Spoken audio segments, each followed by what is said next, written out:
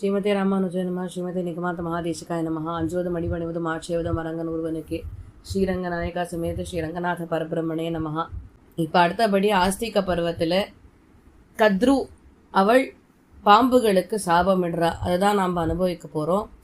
மாத்ராஹி புஜகாஹ சப்தாக பூர்வம் பிரம்மவிதாம்பர ஜனமே ஜெயஸ்யவோ யக்ஞே தக்ஷயத்ய நிலசாரதிஹி.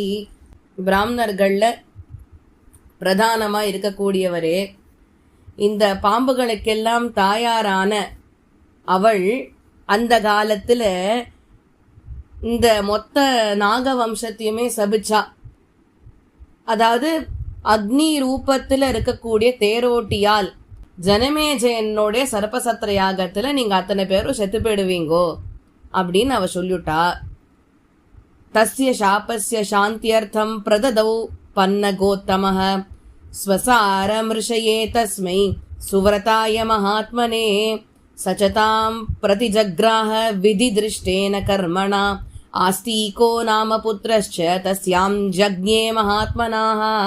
அந்த சாபத்தை ஒண்ணுமில்லாத பண்றதுக்காக பாம்புகள்ல உயர்ந்த பாம்பாய் திகழக்கூடிய வாசுகி தன்னுடைய உடன் பிறந்தவளான ஜரத்காரு மகரிஷி கிட்டக்க கன்னியாதானம் பண்ணி கொடுத்துட்டார்.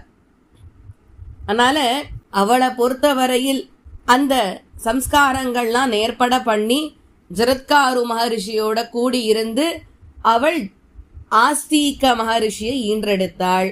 தபஸ்வி ச மகாத்மா ச வேத வேதாங்க பாரகः சமஹ சர்வஸ்ய லோகஸ்ய பித்ருமாத்ரு பயாபஹ அத தீர்க்கஸ்ய காலஸ்ய பாண்டவே யோ நராதிபஹ ஆஜஹார மகாயஜ்ஞம் சர்ப்பசத்ரமிதி ஸ்ருதிஹி. ஆஸ்திகர் ஒரு பெரிய தபஸ்வி. அவர் வேதாங்கங்களை நன்கு அறிந்தவர்.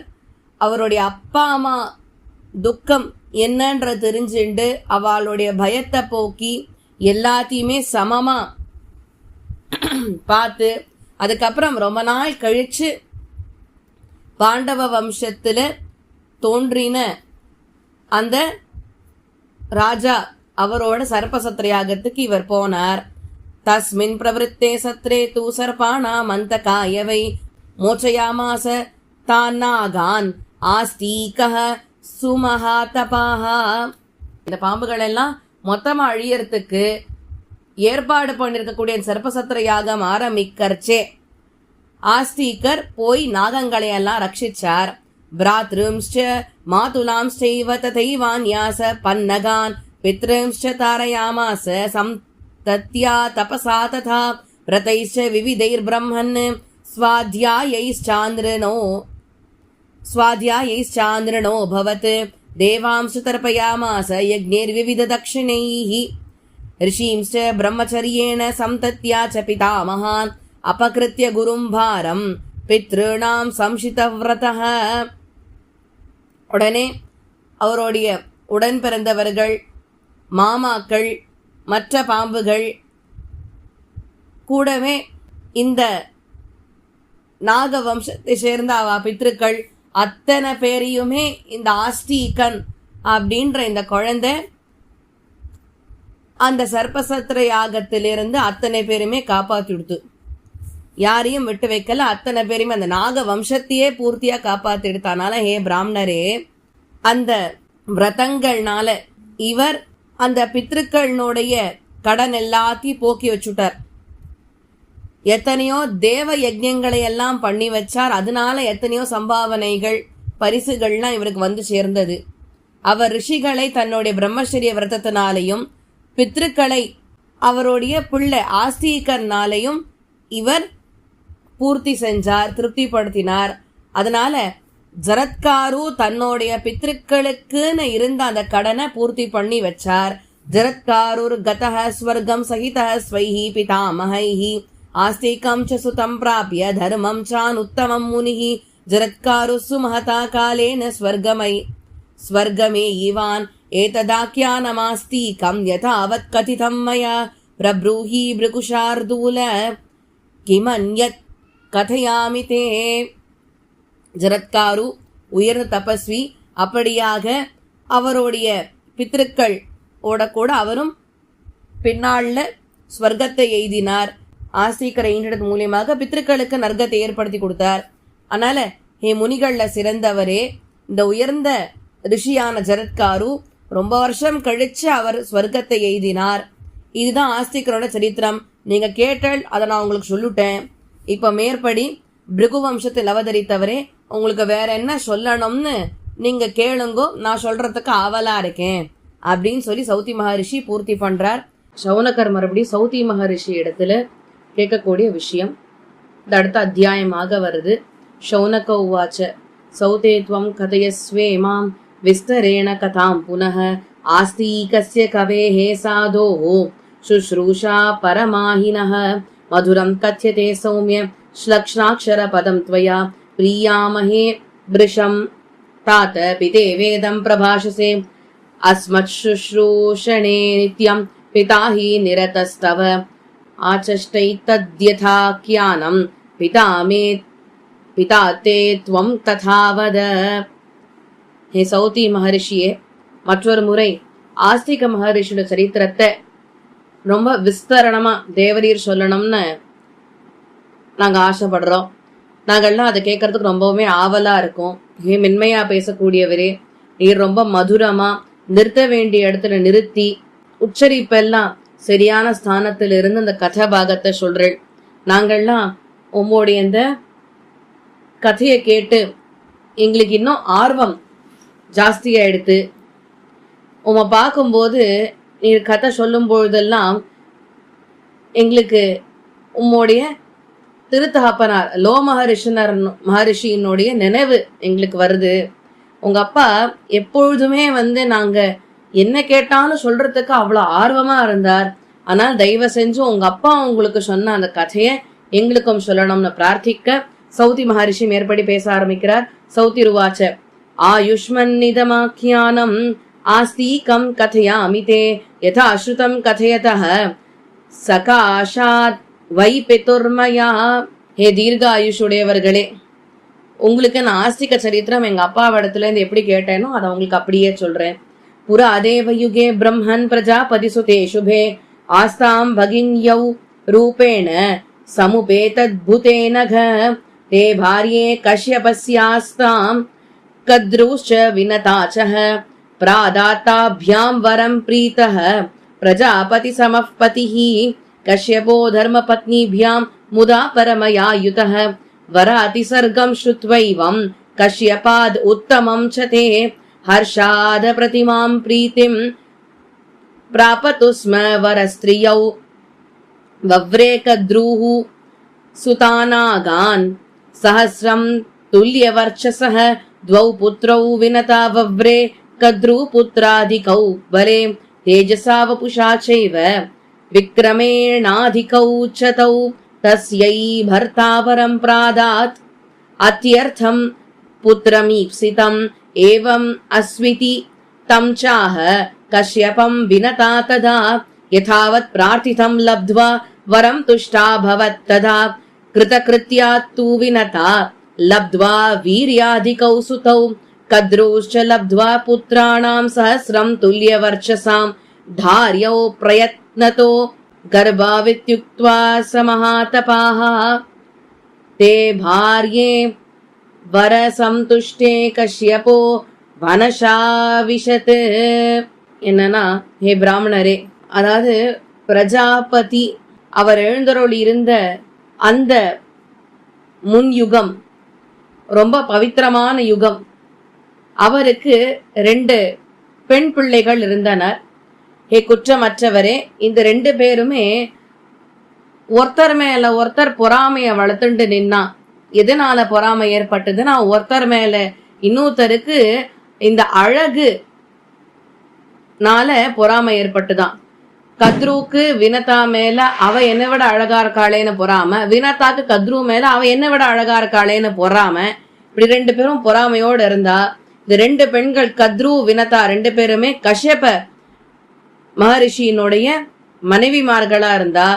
அவளுக்கு கிடைச்ச கணவன் எப்படிப்பட்டவர்? உயர்ந்தவர் இல்லையா? கஷ்யப பிரஜாபதின்றவர் சாமானியப்பட்டவர் அல்ல. அவளுக்கு அப்படி ஒரு கணவன் கிடைச்சது ஒரு வரப்பிரசாதம். அதனால கஷ்யபர் இவாளுடைய இந்த செயல்களை எல்லாம் பார்த்துட்டு இவா 2 பேருக்கும் ஒரு வரத்தை கொடுத்தார். 2 வரம், ஆளுக்கு ஒரு வரம் கொடுக்கிறார். கத்ரு என்ன ஆசைப்பட்டானா, ஒரு 1000 நாகங்களை தன்னுடைய பிள்ளைகளா ஈன்றெடுக்கணும்னு அவ ஆசைப்பட்டா. அந்த 1000 நாகங்களும் சமமான ஒரே மாதிரியான தேஜஸை உடைய பிள்ளைகளா இருக்கணும் அப்படின்னு ஆசைப்பட்டா. வினதாவோ 2 பிள்ளைகளை கேட்டா. சரியா, 2 பேருமே எப்படி இருக்கணும், பலத்துல அந்த வளர்ப்புல எல்லாத்திலயுமே அவ கத்ருவ காட்டிலும் உயர்ந்தவர்களா இருக்கணும்னு இவ ஆசைப்பட்டா. 2 பேருக்குமே 2 வரத்தையும் கஷ்யப பிரஜாபதி அனுகிரகம் பண்றார். வினதாக்கு வரம் கிடைச்சது. அவ எப்படி கேட்டாலோ அதே மாதிரி அவளுக்கு 2 சக்திசாலியான பலசாலியான பிள்ளைகள் அவளுக்கு கிடைச்சது. அவ அந்த பிள்ளைகளை பார்த்து வளர்த்து திருப்திப்பட்டாள். கத்ருவுக்கு அவ ஆசைப்பட்ட மாதிரியே ஒரு 1000 நாகங்கள், ஒரே மாதிரியான தேஜஸுடைய நாகங்கள் அவளுக்கு கிடைச்சது. எப்படின்னாக்க 1000 முட்டைகள். நாகங்கள்லாம் பாம்பெல்லாம் முட்டையில இருந்தா வெளில வரும். அதனால 1000 முட்டைகள் சுத்தி இருந்தது. அப்ப பிரஜாபதி சொன்னார், இந்த 1000 முட்டைகளையும் நன்னா பாதுகாத்து வச்சுக்கோ அப்படின்னு சொல்றார். இவளும் சரி அப்படின்னு வாங்கிண்டா. அந்த வரத்தை கொடுத்துட்டு 2 பேருக்கும் கஷ்யப பிரஜாபதி புறப்பட்டு காட்டுக்கு போயிட்டார். சௌத்திருவாச்ச காலேன மகதா கத்ரூஹு அண்டானாம் தசதீர்தச जनयामास विप्रेन्द्र द्वे चाण्डे विनता तथा तयोरण्डानि विदधुः प्रहृष्टाः परिचारिकाः सोपस्वेदेषु भाण्डेषु 5 वर्षशतानि च ततः 500 काले कद्रुपुत्रा विनिसृताः अण्डाभ्यां विनतायास्तु मिथुनं न व्यदृश्यत अतः पुत्रार्थिनी देवी व्रीडिता च तपस्विनी अण्डं बिभेद विनता तत्र पुत्रमपश्यत अध्यर्धकाय सम्पन्नम् इतरेणा प्रकाशता सपुत्र क्रोध संरब्धः सशापैनामिति श्रुतिः योऽहमेवं कृतो मातः त्वया लोभपरीतया शरीरेणा समग्रेण तस्माद्दासी भविष्यसि 5 वर्षशतानि यस्या या विस्पर्ध सेसः एष च त्वां सुतो मातः दासी त्वान् मोचयिष्यति यद्येनम् अपि मातस्त्वं मामिवाण्डं बिभेदनात् न करिष्यस्यङ्गं वा व्यङ्गं वापि तपस्विनम्. हे பிராமணர்களில் சிறந்தவர்களே, ரொம்ப நாள் கழிச்சு கத்ரு ஒரு 1000 முட்டைகளை ஈன்றெடுத்தாள். வினதா 2 முட்டைகளை ஈன்றெடுத்தாள். இந்த பணிப்பெண்கள் எல்லாருமே தனித்தனியா இந்த முட்டைகளை எல்லாம் ஓரளவுக்கு மிதமான சூட்ல இருக்கக்கூடிய பாத்திரங்கள்ல பாதுகாத்துன்னு வந்தா. அப்படியே ஒரு 500 வருஷங்கள் கடந்து விட்டன. இந்த 500 வருடங்கள் கழித்து கத்ருவனுடைய பிள்ளைகள் தோன்றின. ஆனா வினதாவனுடைய முட்டையிலிருந்து எதுவுமே தோன்றல. அதனால இந்த பெண் வினதாக்கு வெட்கமாயிடுத்தான். அவசரப்பட்டு என்ன பண்ணா, ஒரு முட்டைய தானே உடைச்சு தாம் பிள்ளைய பார்க்கணும்னு உடைச்சுட்டா. அதுல அந்த சிசுவனுடைய மேல்பாகம் மட்டும்தான் முழுசா வளர்ந்திருந்தது, கீழ்பாகம் வளராதையே இருந்துதான். அந்த குழந்தைக்கும் உடனே அவ அம்மா சபிச்சு விடுத்தான், தாயே அவசரப்பட்டு இந்த மொட்டையை உடைச்சுட்ட பாரு, எனக்கு மேல மட்டும்தான் வளர்ந்திருக்கு, கீழே எதுவுமே அங்கங்கள் சரியா வளரல. நீ கத்ரு மேல பொறாம பட்டுண்டு இப்படி பண்ணியோ இல்லையோ, அதனால நீ அவளுக்கு வேலைக்காரியா வாழணும். அம்மா, நீ ஒரு கால் 500 வருடங்கள் காத்திருந்து பொறுமையா இருந்து 200 முட்டைய நீ உடைக்காம இருந்தியான்னா நிச்சயமா அந்த குழந்தை உன்னை இந்த தாசத்துவத்திலிருந்து காப்பாத்தும். அம்மா, ஒரு கால் நீ 200 பிள்ளை நல்லா பலமா இருக்கணும் அப்படின்னு நினைச்சியானா அப்ப தயவு செஞ்சு அந்த முட்டைய இன்னொரு 500 வருஷம் பாதுகாத்து கொள்வாயாக. பிரதிபாலயித்தவ்யஸ்தே ஜென்ம காலோஸ்ய தீரயா விசிஷ்டம் பலமீப்சந்த்யா 5 வருஷசதாத் पञ्चवर्षशतात्परः एवं शप्त्वा ततः पुत्रो विनताम् अन्तरिक्षगः अरुणो दृश्यते ब्रह्मन् प्रभातसमये यदा आदित्यरथमध्यास्ते सारथ्यम् समकल्पयत् गरुडोऽपि यथा कालम् जज्ञे पन्नगभोजनः.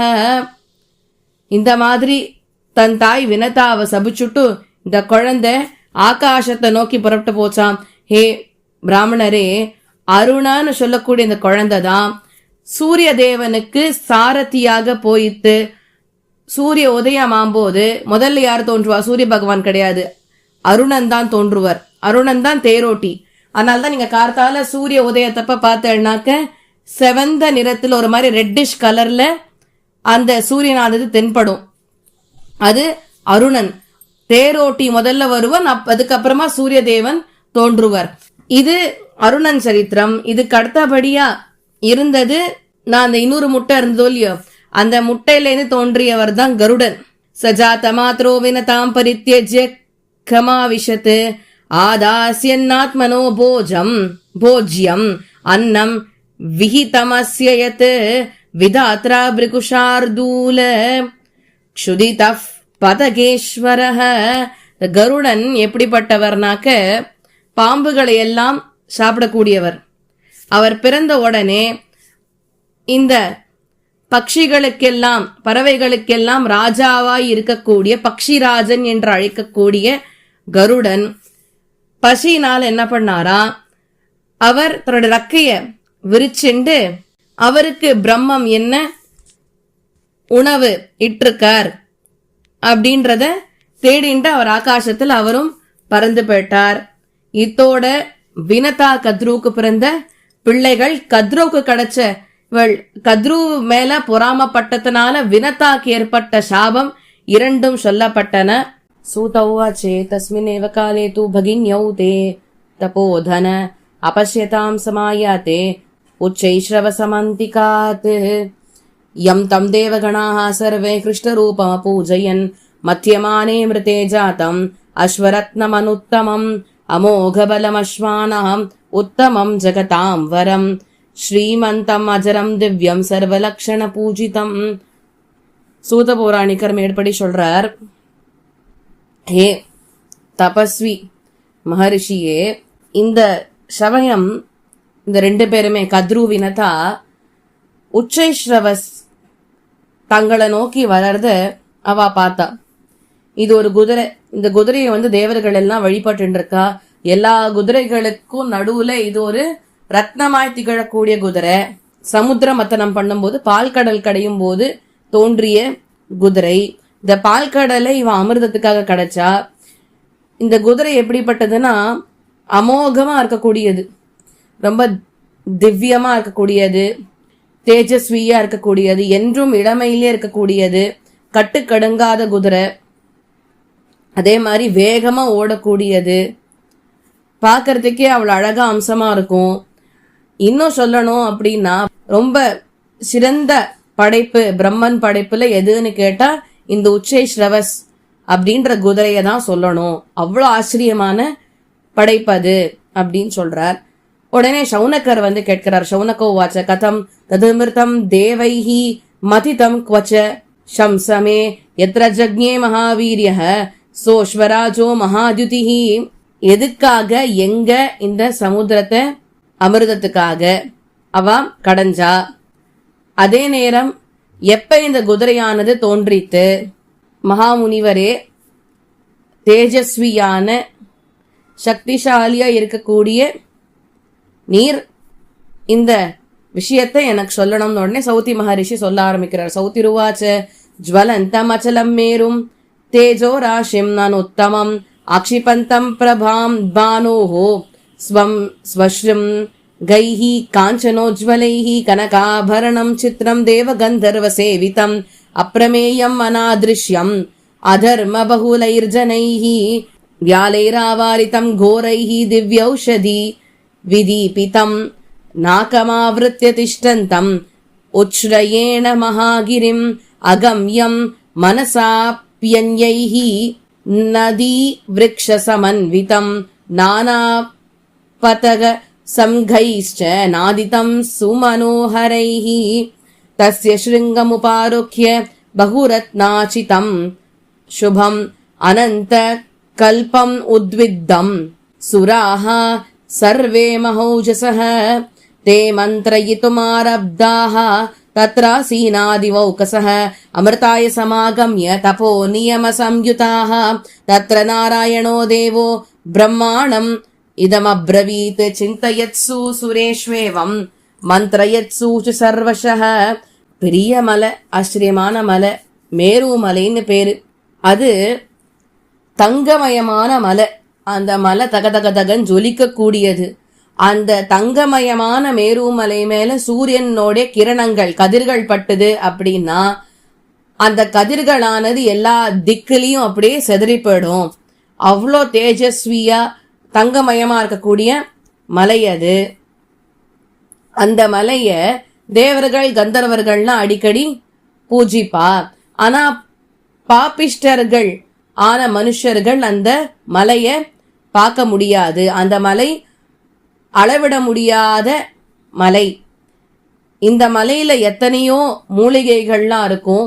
அதே மாதிரி நிறைய இந்த பயங்கரமா இருக்கக்கூடிய ஜீவராசிகளும் மலையினுடைய உச்சியில வாசம் பண்ணிட்டு இருக்கும்.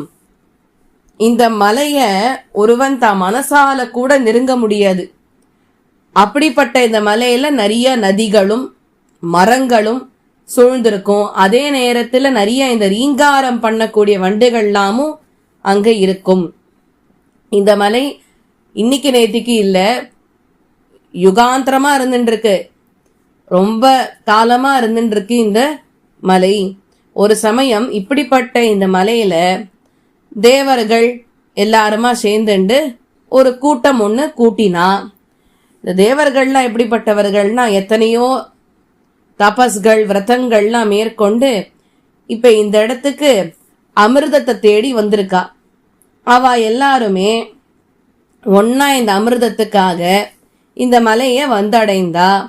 அப்ப ஸ்ரீமன் நாராயணன் பால்கடல்ல வாசம் செய்யக்கூடியவர். அதாவது தேவர்களுக்கு இந்த திருப்பார்கடல் தான் அலுவலகம் மாதிரி. அங்கதான் வந்து தேவர்கள்லாம் சந்திப்பா நாராயணரை.